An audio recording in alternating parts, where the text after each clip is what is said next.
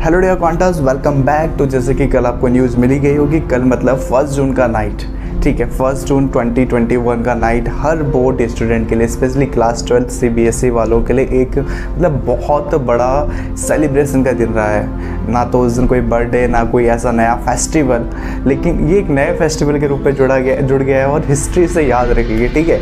तो आप सबको तो आई होप क्यों 100% आप लोगों को पता चल गया होगा आपके एग्ज़ाम्स रद्द हो गए हैं, ठीक है। लेकिन सबसे बड़ा कन्फ्यूजन कल जैसे ये न्यूज़ आया, उसके बाद मैंने वीडियो अपलोड किया, देन उसके बाद इंस्टा पे मैसेज बच्चों के, स्टूडेंट्स के मैसेज, भैया इसके बाद क्या होगा, व्हाट विल बी नेक्स्ट, इसके बाद होगा क्या।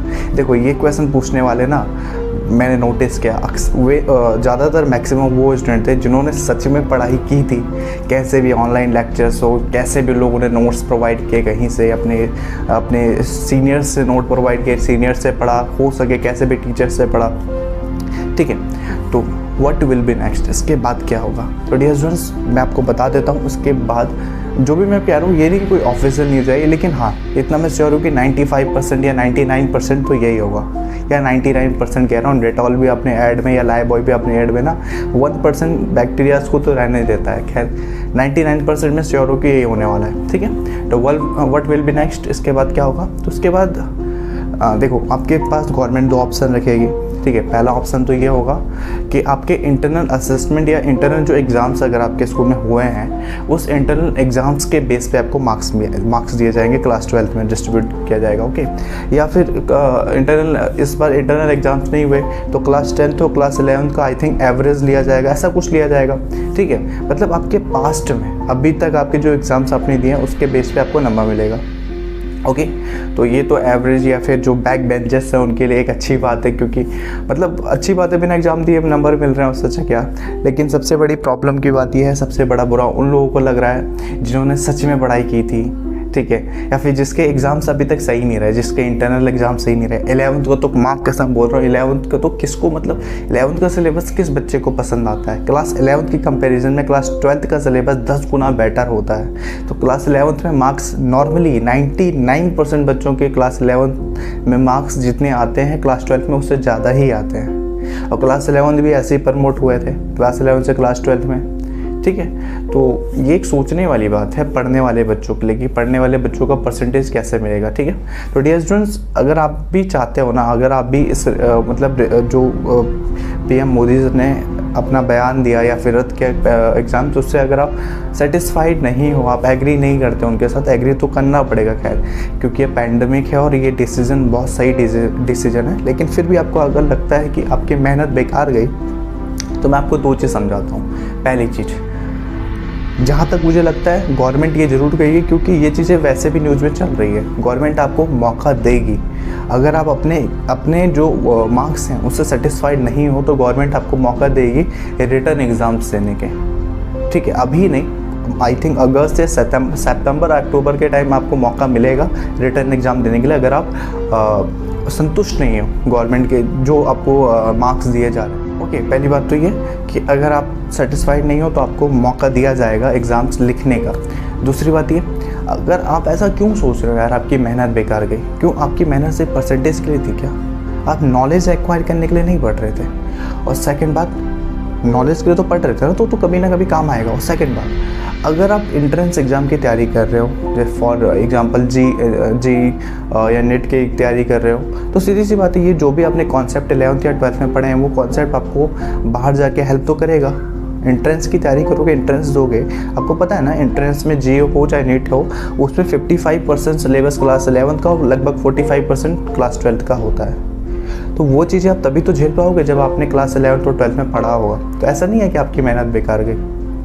और मैक्सिमम बच्चों को जी और नीट नहीं देना होता है, तो वो सोच रहे होंगे कि इसमें हमारा क्या फ़ायदा, हमने पढ़ाई तो की लेकिन हमें जी और नीट नहीं देना है, ठीक है, उनका टारगेट कुछ और है। तो डियर स्टूडेंट्स अगर आपको सिंपल ग्रेजुएशन भी करना है ना, तो याद रखो, फॉर एग्जाम्पल मैं आपको देता हूँ, साइंस बैकग्राउंड से अगर हो तो, आर्ट्स वाले हो, कॉमर्स हो, आप रिलेट कर ले रहा हो। जैसे कि आपको पता है ना, जो हम 9th में पढ़ते हैं वो 11th में काम आता है, और जो 10th में पढ़ते हैं उससे रिलेटेड सिलेबस क्लास 12th में होता है। सेम ऐसा ही ग्रेजुएशन में भी होता है। जो आपने 11th में पढ़ा है ना, वो आपको ग्रेजुएशन के फर्स्ट ईयर में मिलता है। मैक्सिमम यूनिवर्सिटी में तो सिलेबस यही होता है। ओके, और जो आपने 11th में पढ़ा वो फर्स्ट ईयर में काम करेगा या फर्स्ट सेमेस्टर में काम करेगा। 12th में जो पढ़ा फिर अगेन सेकेंड सेमेस्टर या सेकेंड ईयर में काम करेगा। तो ऐसा तो बिल्कुल नहीं है कि आपने जो पढ़ा वो बेकार हो गया, वो तो काम करेगा, वर्थ इट है वो। मेहनत कभी बेकार नहीं जाती। तो प्लीज़ पॉजिटिव अप्रोच रखो, ये मत सोचो कि आपकी मेहनत बेकार चलेगी। आपने जो पढ़ा है 11th और 12th में वो ग्रेजुएशन में हेल्प करेगा। अगर ग्रेजुएशन नहीं तो नेट और जेईई के एग्जाम्स की प्रिपरेशन के लिए आपकी हेल्प करेगा। ठीक है, तो ये बेसिक्स पढ़े बिना ना तो ग्रेजुएशन बहुत हार्ड लगेगा। जिन बच्चों ने, मैं एक और वार्निंग दे रहा हूँ, जिन बच्चों ने 11th और 12th नहीं पढ़ा अच्छे से और अभी वो खुश हैं, तो खुश हो यार, सेलिब्रेट हो, सेलिब्रेशन का मौका है। और मैं अगर आपके जगह क्लास 12th में होता तो ऐसे टी शर्ट वगैरह खोल के घुमा करके नाचता, वो भी पूरे बाजार में। मतलब इतनी खुशी यार, क्लास 12th के एग्ज़ाम पोस्टपोन हुए हैं, मजाक है क्या। लेकिन आप ये सोचो कि अगर आपने पढ़ाई नहीं किया है तो अभी तो चलो ठीक है, लेकिन जब ग्रेजुएशन में जैसे तैसे करके एडमिशन मिल गया ग्रेजुएशन में, कैसे झेलोगे भाई। सिलेबस में तो वही रहेगा जो 11th और 12th का होगा, और उसमें तो हाई लेवल का होगा। ये तो बेसिक्स थे क्लास 11th और 12th। ओके, तो अगर आप पढ़ने वाले हो, अगर आप नहीं भी पढ़ने वाले हो, मतलब आप अच्छे स्टूडेंट हो जिसने तैयारी की है, उनको भी ज़्यादा मतलब उनको नाराज़ नहीं होना चाहिए, क्योंकि पढ़ाई हमेशा काम आती है, मेहनत हमेशा काम आती है। और फाली और जिन्होंने मतलब 11th 12th में उतना नहीं पढ़ पाए थे तो उनके लिए तो ये अच्छी बात है, आपके लिए बहुत अच्छी बात है। तो आगे जाइए, मेहनत कीजिए। ओके डियर फ्रेंड्स, तो आई होप कि आपको क्लियर हो गया होगा कि व्हाट विल बी नेक्स्ट, इसके बाद क्या होने वाला है। इन शॉर्ट में अगर बोलूँ तो आपको पहले तो आपके इंटरनल एग्ज़ाम्स या क्लास 10th या 11th के मार्क्स के बेस पे आपको नंबर दिया जाएगा।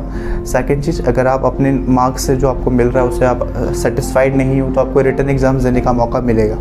ओके, और तीसरी बात, जो बच्चे बोल रहे हैं कि हमारा मेहनत बेकार चलेगा, तो बच्चों मेहनत कभी बेकार नहीं जाता है यार। कहता हूँ ना, ग्रेजुएशन में वही चीज़ आएगी। अगर आपने यहाँ नहीं पढ़ा होता तो ग्रेजुएशन में बहुत डिफ़िकल्ट हो जाएगा।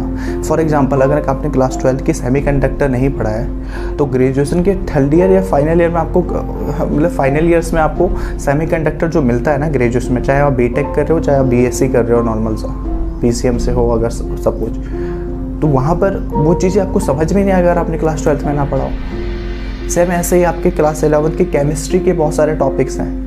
ठीक है, बहुत सारे इफ़ेक्ट्स आते हैं केमिस्ट्री में जो कि जो कि आपके ग्रेजुएशन के फर्स्ट ईयर में हेल्प करते हैं। तो पढ़ाया हुआ तो कभी भी आपका वो नहीं जाएगा, मतलब वो वर्थ इट ही रहेगा हमेशा। आपकी पढ़ाई कहीं बेकार नहीं जाने वाली है। टू डियर स्टूडेंट्स, अभी के लिए कितना ही, मिलते हैं नेक्स्ट लेक्चर में।